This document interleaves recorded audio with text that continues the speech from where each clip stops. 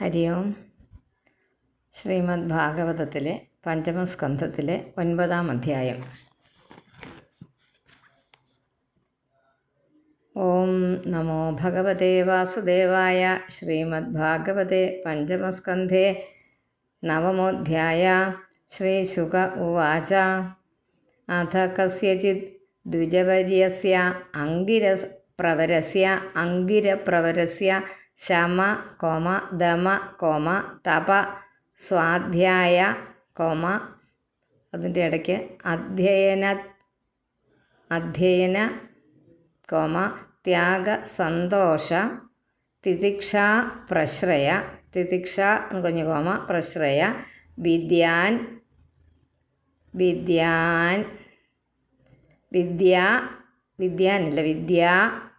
കഴിഞ്ഞിട്ട് വിദ്യ എന്നുള്ള ആ വാക്ക് കണ്ടല്ലോ, അതിൻ്റെയും ന്യായുടെയും കൂടെ ഇടയിൽ മുകളിൽ ഒരു ആ എഴുതുക. അപ്പം വിദ്യ അനസൂയ ആത്മജ്ഞാന ആനന്ദയുക്തസ്യ ആത്മസദൃശ കോമ ശ്രുതശീലാചാര രൂപൗദാര്യഗുണ നവസോദര്യ അംഗജ ബഭൂർ മിഥുനം ച യവീയസ്യാം ഭാര്യായാം. എല്ലാം കിട്ടിയോ വാക്കുകൾ? അഥ കസ്യചിത് ദ്വിജവര്യസ്യ അങ്കിര പ്രവരസ്യ ശമ, ഞാൻ നിർത്തുന്നിടത്തൊക്കെ നിങ്ങൾ കോമ ഇട്ടോണം, ദമ തപ സ്വാധ്യായ അധ്യയന ത്യാഗ സന്തോഷ തിതിക്ഷാപ്രശ്രയ വിദ്യ അനസൂയാത്മജ്ഞാന ആനന്ദയുക്തസ്യ ആത്മസദൃശ കോമ ശ്രുതശീലാചാര രൂപൗദാര്യഗുണ നവസോദര്യ അംഗജ ബഭൂർ കോമ മിഥുനം ചയവീയസ്യ ഭാര്യായാം.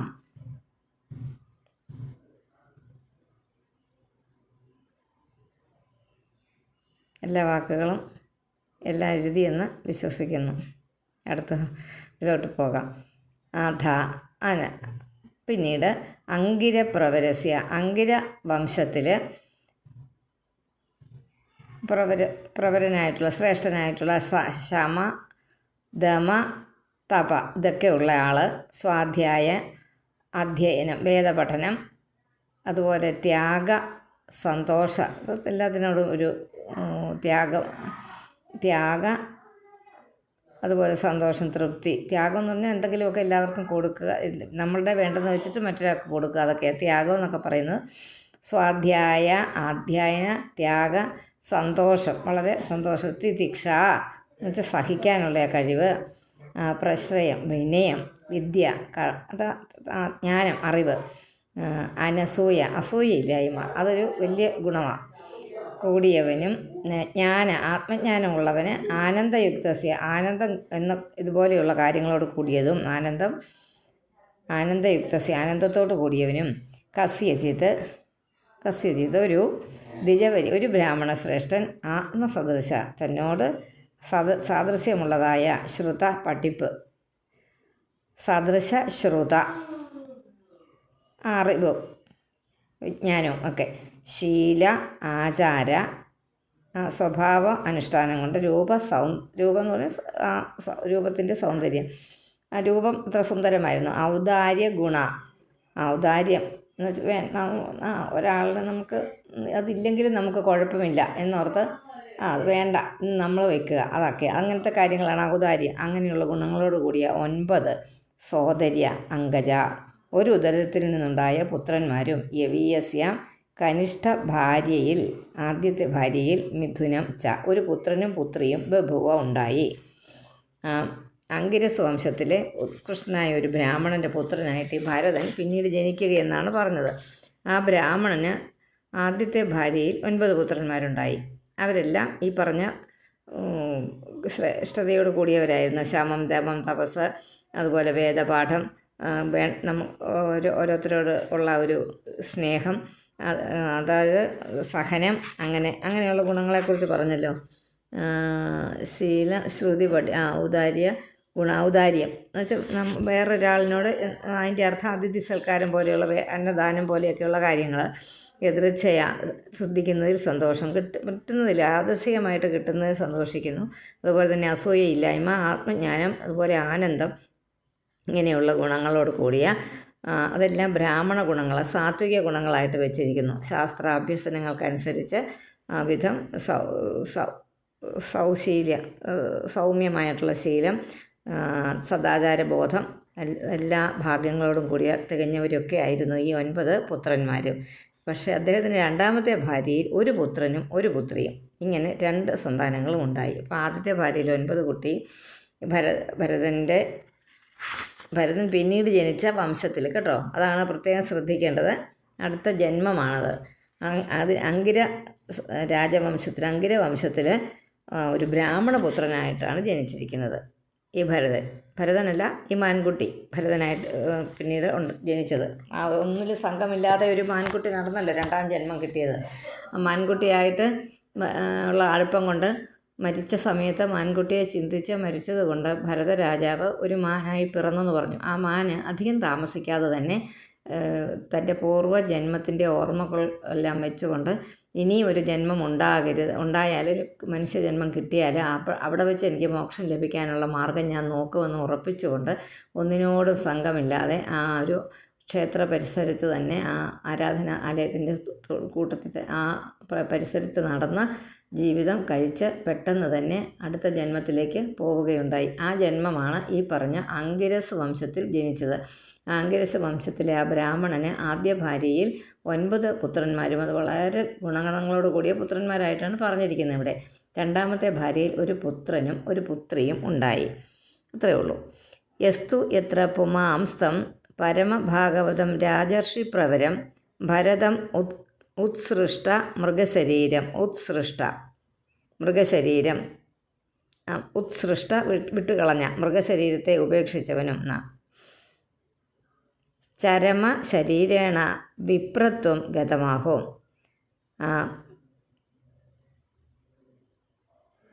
പുരുഷൻ യാതൊരുവനോ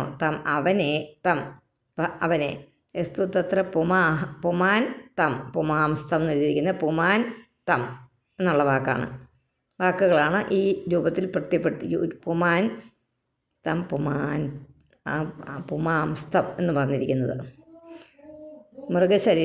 ചരമശരീരേണ, അവസാനത്തെ ശരീരത്തോടു കൂടി വിപ്രത്വം ഗത, വിപ്രനായി ജനിച്ചത്.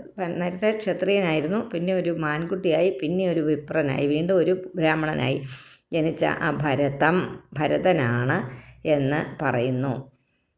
2 സന്താനങ്ങളിൽ പുരുഷ സന്താനമായി ജനിച്ച ആ ആൾ, അതായത് ആദ്യത്തെ ഭാര്യയിലുണ്ടായത് 9 പേരല്ല, രണ്ടാമത്തെ ഭാര്യയിലുണ്ടായി ഒരു പുത്രനും ഒരു പുത്രിയും എന്ന് പറഞ്ഞില്ല. ആ രണ്ടാമത്തെ ഭാര്യയിൽ ജനിച്ച പുത്രനാണ് ഭരത രാജർഷി ശ്രേഷ്ഠൻ. ആ മൃഗശരീരത്തെ വേണ്ടെന്ന് വെച്ചിട്ട് വേറൊരു ജന്മം എടുത്തു ഒരു ബ്രാഹ്മണനായി. ഈ ബ്രാഹ്മണനായിട്ട്, അതായത് അങ്കിരസ് വംശത്തിൽ പിറന്ന ഒരു ബ്രാഹ്മണൻ്റെ പുത്രൻ, രണ്ടാമത്തെ ഭാര്യയിലെ പുത്രനായിട്ട് ജനിച്ചു. 3ാമത്തെ ലൈന്, തത്രാപി സ്വജനസംഗാച്ച ഭൃശമുദ്വിജമാനോ ഭഗവതഃ കർമ്മബന്ധ വിധ്വംസന ശ്രവണ സ്മരണ ഗുണവിവരണ ചരണാരവിന്ദയുഗളം. ഒന്നിച്ച് വായിക്കണം അത്. മനസാ വിദധദാത്മനഃ പ്രതിഘാതം ആശങ്കമാനോ ഭഗവദനുഗ്രഹേണ അനുസ്മൃത സ്വപൂർവ ജന്മാവലിരാത്മാനം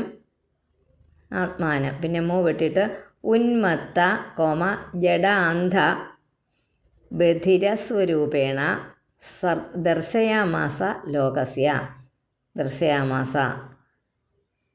ഏറ്റവും അവസാനം പറഞ്ഞിരിക്കുന്നത് ലോകത്തിന് കാണിച്ചിരിക്കുന്നത് എങ്ങനെയാണ്. തത്രാവി, അതിലും സ്വജനങ്ങളുടെ ചേർച്ചയിൽ നിന്നും ഭൃശം ഉദ്ദുജമാന, വളരെയധികം പേടിച്ച് മാറി നിൽക്കുന്നവൻ, ആത്മാവിൻ്റെ പ്രതിഘാത നാശത്തെ ആശങ്കമന ഓർക്കുന്നവനായിട്ട്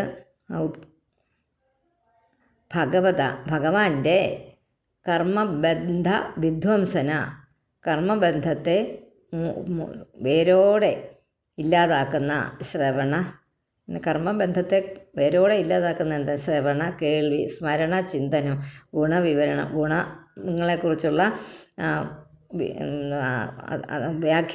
വ്യാഖ്യാനിക്കുക, അതിനെക്കുറിച്ച് കൂടുതലായിട്ട് പറയുക എന്നിവയോടുകൂടിയ ചരണാരവിന്ദയുഗളം പാദപത്മ യുഗളം രണ്ടെണ്ണം, അതാണ് ആ പാദപത്മങ്ങൾ രണ്ട് പാദപത്മങ്ങൾ എന്നാണ് യുഗളം എന്നുള്ളതിൻ്റെ അർത്ഥം. മനസ്സാ വിദഗ്ധത, മനസ്സുകൊണ്ട് ചെയ്യുന്നവനും ഭഗവത് അനുഗ്രഹേണ, ഭഗവാന്റെ അനുഗ്രഹം കൊണ്ട് അനുസ്മൃത, ഓരോ ഓർമ്മിക്കപ്പെട്ട സ്വപൂർവജന്മാവലി, തൻ്റെ പൂർവ്വജന്മത്തിൻ്റെ അങ്ങനെയുള്ള ഓർമ്മയോട് കൂടിയവനായിട്ട് ആത്മാനം, തൻ്റെ ആത്മാവിനെ ഉന്മത്ത, ഭ്രാന്തനും ജഡനായിട്ടിരിക്കുന്നവനെന്ന് വെച്ചാൽ ഒരു ബോധവും ഇല്ലാതിരിക്കുന്നവനും, അന്ധ കണ്ണ് കാണാത്തവനും, ബധിര ചെവി കേൾക്കാത്തവനും ആ സ്വരൂപത്തിൽ ലോകത്തിന് ദർശയാമാസ, ലോകത്തിൽ അദ്ദേഹം ജീവിച്ചത് അങ്ങനെയാണ്. എങ്ങനെ? ഇതൊന്നും ഇല്ലാതെ കണ്ണ്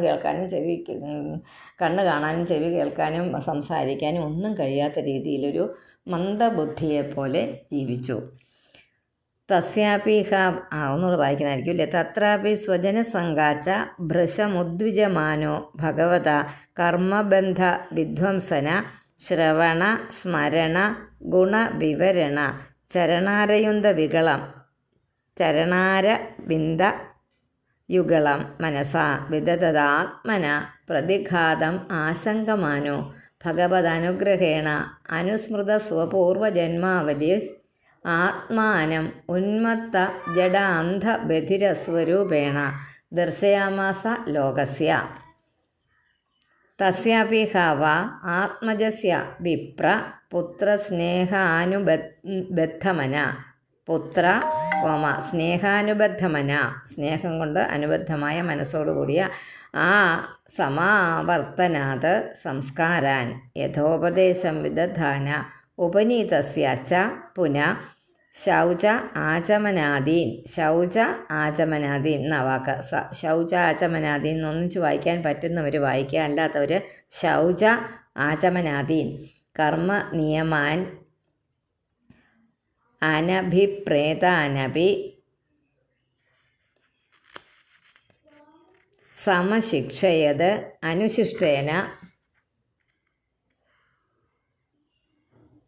അനഭിപ്രേതാൻ, അങ്ങനെ തന്നെയത്, കർമ്മ നിയമാൻ അനഭിപ്രേതാനപി സമശിക്ഷയത് അനുശിഷ്ടേന ഹി ഭാവ്യം പിതുപുത്രേണ ഇതി. പിതുപുത്രേണീതി എന്ന് വായിച്ചാൽ മതി. പിതുപുത്രേണ ഇതി എന്ന്. പുത്രസ്നേഹാനുബദ്ധമന, പുത്രനിൽ വളരെയധികം സ്നേഹമുണ്ടായിരുന്ന ആ ബ്രാഹ്മണൻ ആത്മജസ്യ തസ്യ ആത്മജസ്യ അപ്പി, ആ പുത്രനും യഥോപദേശം ശാസ്ത്രവിധി പ്രകാരം യഥാക്രമം എന്ന് നമ്മൾ പറയല്ലേ, ആ സമയത്ത് ചെയ്യേണ്ട കാര്യങ്ങൾ, ഒരു ബ്രാഹ്മണൻ കുട്ടി ഒരു പ്രായമായി കഴിയുമ്പോൾ സമാവർത്തനം ചെയ്യണം. എന്താ സമാവർത്തനം എന്ന് പറഞ്ഞാൽ പൂണൂല് കല്യാണം എന്നൊക്കെ നമ്മൾ ഇവിടെ പറയും. കാരണം ദ്വിജനാകണമെങ്കിൽ 2 ജന്മം, ആദ്യം ജനിച്ചു സാധാരണ പോലെ, അത് കഴിഞ്ഞ് രണ്ടാമത്തെ ഒരു ജന്മമാണ് ഈ പൂണൂലിടിയിൽ കർമ്മം. അതുകൊണ്ട് വേറൊരു ജന്മം കൂടി എടുക്കുകയാണ്, വേറൊരു ജന്മം കൂടിയാണെന്ന്, രണ്ടാമത്തെ ഒരു ജീവിതം കൂടി ഉണ്ട്. അതിനാണ് ഈ ദ്വിജൻ എന്നുള്ള പേര് വന്നത്. 2 ജന്മം ജനനം നടന്നവൻ. ആ സംസ്കാര വിധി പ്രകാരം സമാവർത്ത കഴിക്കാനായിട്ട്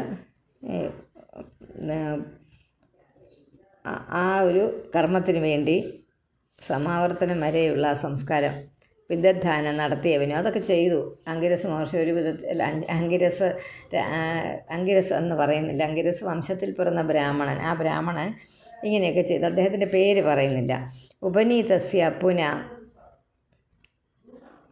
ഉപനയിക്കപ്പെട്ടതിന്, ഉപനയനം ഉപനയനം ചെയ്യുന്ന സമയം ശൗച ആചമനാദീൻ, ആചമനം മുതലായ കർമ്മനിയമങ്ങളെ അനഭിപ്രേതാനഭി, പുത്രന് സമ്മതമില്ലായിരുന്നുവെങ്കിലും അതൊന്നും ചെയ്യാൻ പറഞ്ഞാൽ കേൾക്കത്തില്ല, പറഞ്ഞാൽ അനുസരിക്കാതെ ഒന്നും വേണ്ടെന്നാണ് പറയുന്നത്. അങ്ങനെ വേണ്ടെന്നുള്ള രൂപത്തിലാണ് അദ്ദേഹത്തിൻ്റെ പ്രതികരണങ്ങൾ. ഈ മകൻ്റെ പുത്രനാൾ പിതാവിൻ്റെ അനുശാസനയ്ക്ക് കീഴ്പ്പെട്ട് ഭവിതവ്യം ഭവിപ്പാൻ യോഗ്യം ഇതി സമശിക്ഷയത് എന്ന കാരണത്താൽ അഭ്യസിച്ചു. അഭ്യസിപ്പിക്കാൻ ശ്രമിച്ചു അദ്ദേഹം. ഗായത്രി പോലും ജപിക്കുകയില്ല. പറഞ്ഞു കൊടുത്താൽ അത് ജപിക്കില്ല, പറഞ്ഞാൽ വാ വിളിക്കുന്നില്ല. അപ്പോൾ പിന്നെ എങ്ങനെയാണ് പറയുന്നത്? അങ്ങനെ ആ പിതാവ് അനുശാസിക്കേണ്ടതാണല്ലോ എന്ന വിചാരത്താൽ ഇങ്ങനെ വെറുതെ പറഞ്ഞു കൊടുത്തു. കർമ്മം ചെയ്യാൻ വേണ്ടി അതങ്ങ് ആ ഒരു കർമ്മം അങ്ങ് കഴിഞ്ഞോട്ടെ എന്നോർത്ത്, നമ്മൾ പറഞ്ഞ് വഴിപാട് കഴിക്കുന്ന പോലെ എന്ന് പറഞ്ഞ പോലെ അത്യാവശ്യം പറഞ്ഞതൊന്നും ചെയ്യണമല്ലോ എന്ന് വിചാരിച്ച് വിവാഹത്തിനൊന്നും അധികാരമല്ലെന്ന് നിശ്ചയിച്ചതൊന്നും നടത്തിയില്ല. പക്ഷെ ഉപനയനം വേണമല്ലോ, അതുകൊണ്ട് ആ കർമ്മങ്ങൾ ഒരു വിധത്തിൽ ഒന്ന് ചെയ്യിപ്പിച്ചു. അതാണ് അദ്ദേഹത്തിൻ്റെ ഈ കുട്ടിയുടെ രീതി. സചാപി തദുഹ പിതൃസന്നിധാവേ ഏവാസ ധ്രീചീനമിവ സ്മ കരോതി. പിതൃസന്നിധൗ അസധ്രീചീനം, ഇത് നല്ലതല്ല എന്ന വിചാരത്താൽ കരോതി സ്മ ചെയ്തു. സ അപി ച അവനും, അപി സ എന്ന് പറഞ്ഞാൽ അവന്, അപി ച അവനും, തത് ഊഹ അതെല്ലാം, പിതൃസന്നിധൗ ഇങ്ങനെ എഴുതണേ, പിതൃസന്നിധൗ ഏവ അസധ്രീചീനം. അപ്പോൾ ആ 3 വാക്കുകളുണ്ട് ഇവിടെ. പിതൃസന്നിധൗ അധികം ഏവ അധികം അസധ്രീചീനം, ഇവ നല്ലതല്ലെന്ന രീതിയിൽ ഒന്നും വേണ്ടായിരുന്നു എന്നുള്ളൊരു ഉന്തിത്തള്ളി ചെയ്യിപ്പിക്കുന്ന പോലെ ചെയ്തു. ഛന്ദാംസി 6 ഛന്ദാംസി അധ്യാപയിഷ്യൻ സഹ വ്യാഹൃതിഭി സ പ്രണവ ശിരസ്ത്രിപദീം പ്രണവ ശിരസ്ത്രിപദീം ഒന്നിച്ചാണ്. പ്രണവ ശിരസ്ത്രിപദീം സപ്രവണ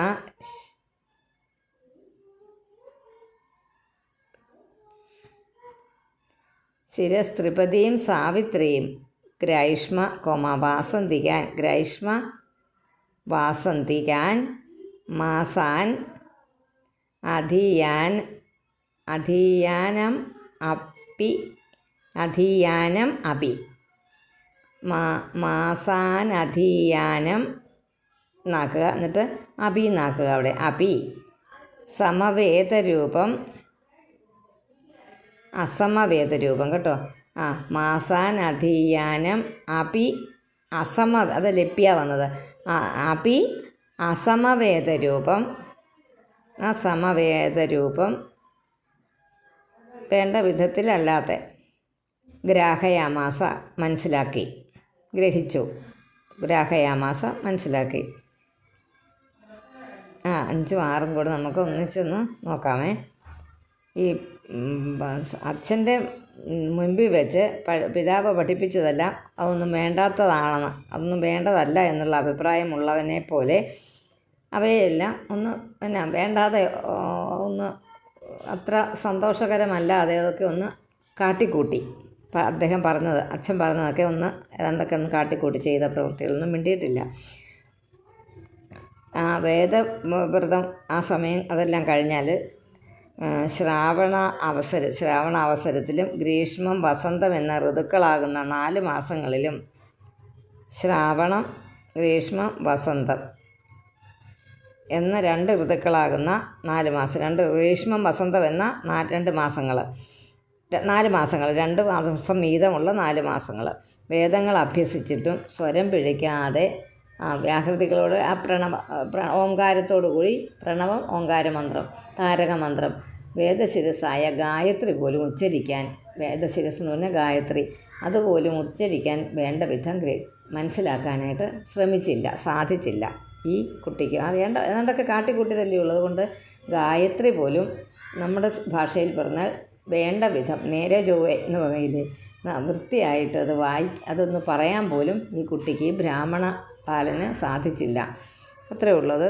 വായിക്കുമ്പം ഞാൻ പറഞ്ഞതുപോലെ എല്ലാം ചെയ്താൽ നന്നായിട്ട് വായിക്കാൻ പറ്റും. മാസാൻ അധീയാനം ആപ്യൈ അസമവേദ രൂപം ഗ്രാഹയാമാസ.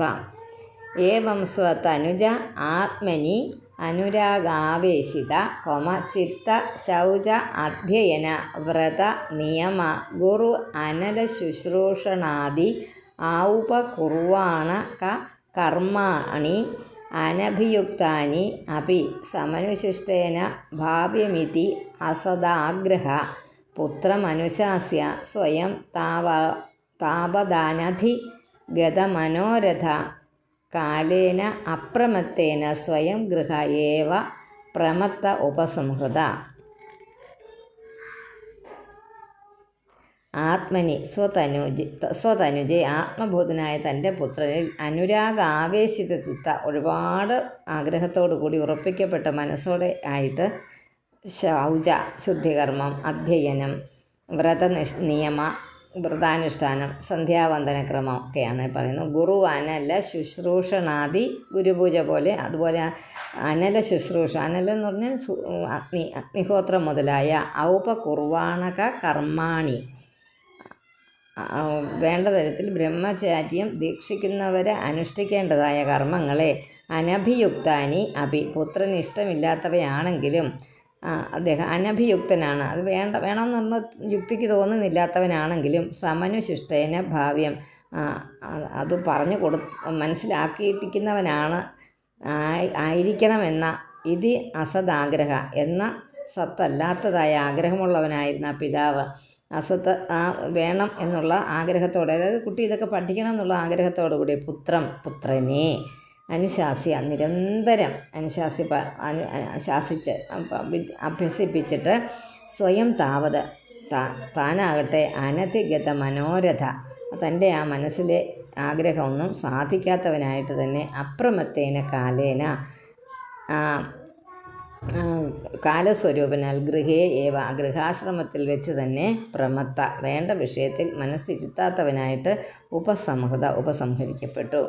അദ്ദേഹം വലിയ പ്രായമൊന്നും ആകുന്നതിന് മുമ്പേ അകാലത്തിൽ മരിച്ചുപോയി. കാരണം ഒരു ബ്രാഹ്മണന് സാധാരണ കുറേയൊക്കെ പഠിച്ച് വേദാധ്യയനമൊക്കെ ചെയ്ത് സ്വന്തം കർമ്മങ്ങളൊക്കെ ചെയ്തതിന് ശേഷം തപസ്സിനായിട്ട് സന്യാസ ജീവിതത്തിലോട്ട് പോകേണ്ടത്. പക്ഷേ ഗൃഹധർമ്മങ്ങളിൽ ഇരിക്കുമ്പോൾ തന്നെ അദ്ദേഹം മരിച്ചുപോയി. അതായത് പറഞ്ഞു വരുന്നത് എന്താണെന്ന് നമ്മൾ ആലോചിച്ചാൽ കിട്ടുന്നത് എന്താ?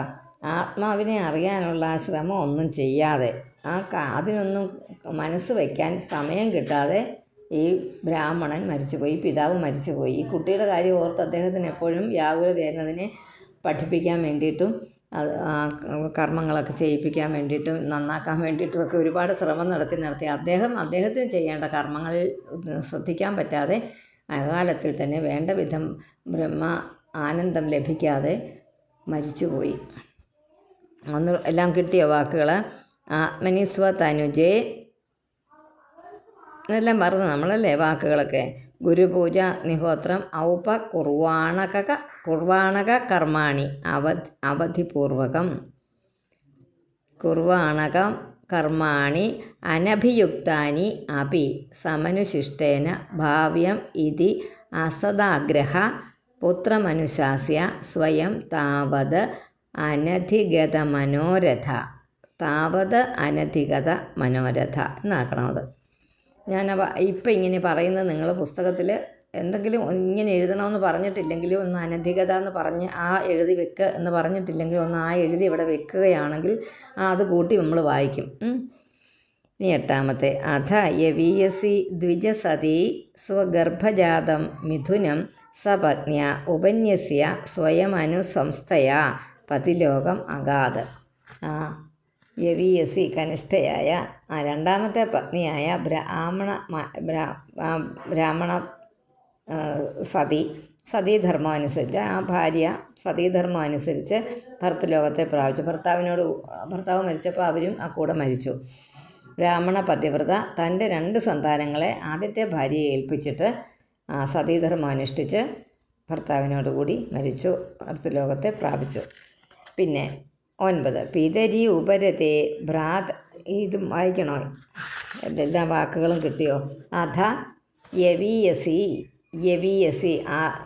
രണ്ടാമത്തെ ഭാര്യ ദ്വിജസതി, സതിയായ ബ്രാഹ്മണ സ്ത്രീയെ സ്വഗർഭജാതം, തൻ്റെ ഗർഭത്തിൽ ജനിച്ചതായ മിഥുനം, മിഥുനം എന്ന് പറഞ്ഞാൽ രണ്ട് സ്ത്രീയും പുരുഷനുമായ സന്താനങ്ങളെ സപത്നിയെ ഏൽപ്പിച്ചിട്ട് ഉപന്യസ്യ, അവരിൽ സമർപ്പിച്ചിട്ട്, ആദ്യത്തെ ഭാര്യയിൽ സമർപ്പിച്ചിട്ട്, സ്വയം അനുസംസ്ഥയ, ഉടൻതടി ചാടി എന്ന് പറയും നമ്മൾ, ആ മരിച്ച ഭർത്താവിൻ്റെ ചിതയിൽ ചാടി, ഉടൻതടി ചാടി മരിച്ചിട്ട് പതിലോകം, ഭർത്താവിൻ്റെ ലോകത്തെ പോയി, ഭർത്താവിൻ്റെ ലോകത്തെ പ്രാപിച്ചു എന്നൊക്കെ പറയാം. ഇനി പിതരി ഉപരതേ ഭ്രാതര ഏനം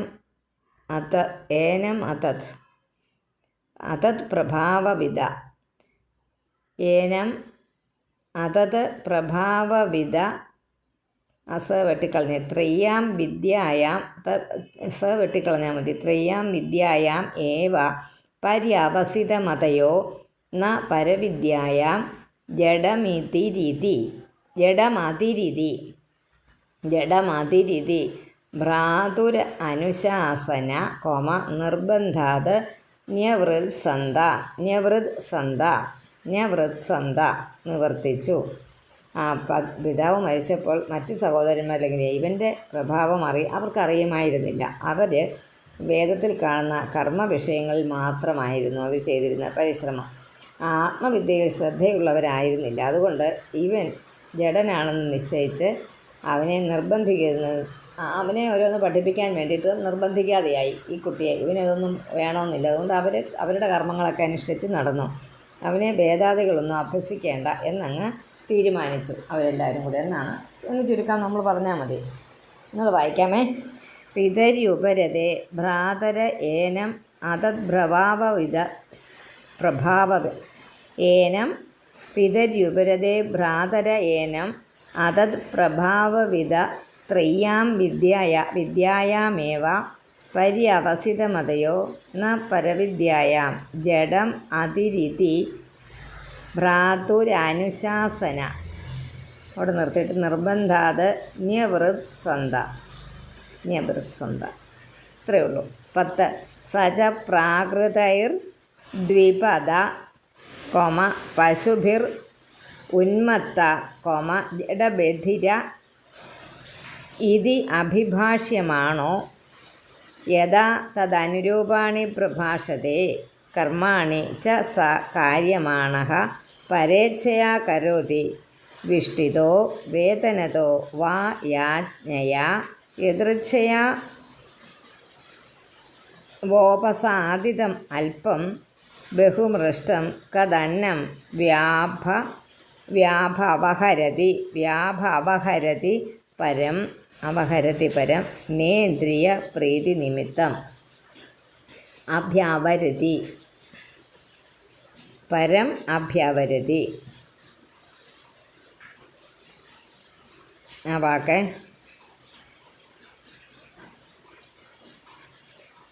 ഇത് അഭിഭാഷ്യമാണോ? ഇപ്പം പ്രശ്നം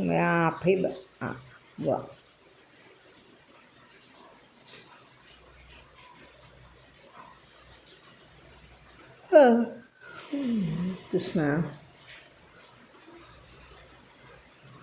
എല്ലാം ഒരു വാക്കൊന്നുകൂടെ ഒന്ന് നോക്കിയിട്ട് അഭ്യാപഹരതി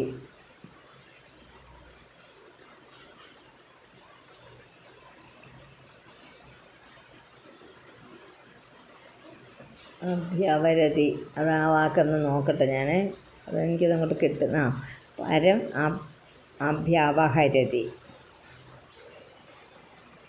കഥന്നം വാ അഭ്യവരതി അഭ്യവഹരതി എന്ന് വായിക്കണം. വാ അഭ്യവഹരതി വാ ഇല്ലേ അവിടെ ഒരു കഥന്നം ഏറ്റവും അവസാന ഭാഗത്തെ അത് നോക്കിയത് എനിക്കതങ്ങോട്ട് പിടികിട്ടിയില്ലായിരുന്നത്. പ്രാകൃതൈ സജ പ്രാകൃതൈർ അതായത് പ്രാകൃതന്മാരായ ദ്വിപദ പശുഭി രണ്ട് കാലുള്ള പശുക്കളാൽ അതായത് മനുഷ്യരാൽ സ ച അവനും ഉന്മത്ത ഭ്രാന്തനെ പോലെ ഉന്മത്തനായിട്ട് ബധിര കേൾക്കാൻ കഴിയാത്തവൻ ഇത് യഥാ അഭിഭാഷ്യമാണ് തദനുരൂപാണി പ്രഭാഷത്തെ കാര്യമാണ കർമാണി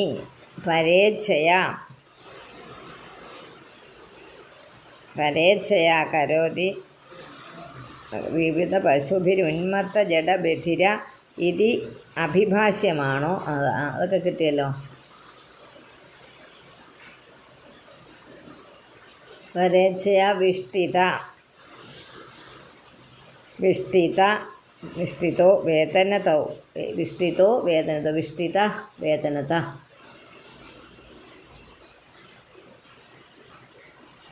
വേതനത വാ യാജ്ഞയാ യാചിച്ചിട്ടോ യാജ്ഞയാന്നാണ് കേട്ടോ. യാച്ച ആദ്യം പറയണം.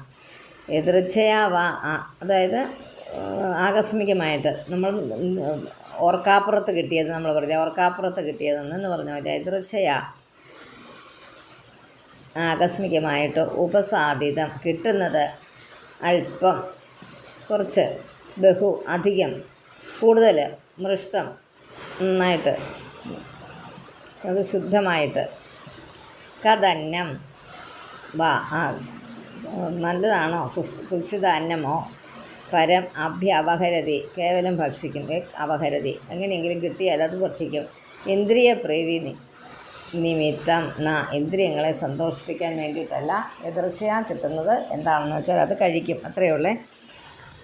ആ ആളിൻ്റെ ഒരു സ്വഭാവ രീതിയാണ് പറഞ്ഞത്. സച പ്രാകൃതൈർ ദ്വിപദ പശുഭിർ ഉന്മത്ത ജഡബധിര ഇതി അഭിഭാഷ്യമാണോ യഥാ തദനുരൂപാണി പ്രഭാഷത്തെ കർമാണി ച സ കാര്യമാണ പരേച്ഛയാ കരോതി വിഷ്ടിതോ വേദനതോ വാ യാജ്ഞയാ യദൃച്ഛയാ വാ ഉപസാദിതമൽപ്പം ബഹുമൃഷ്ടം കഥന്നം വാ അഭ്യവഹരതി. വാ കഴിഞ്ഞിട്ട് അഭ്യവഹരതി എന്ന് വായിക്കുക. അവിടെ ഒരു ആ എഴുതി വെക്കുക. വാ കഴിഞ്ഞിട്ട് അഭ്യായിക്കും ഇടയ്ക്ക് മുകളിലായിട്ട് ആ എഴുതുക. വാ അഭ്യവഹരതി പരം നേന്ദ്രിയ പ്രീതി നിമിത്തം. ഹരി ഓം.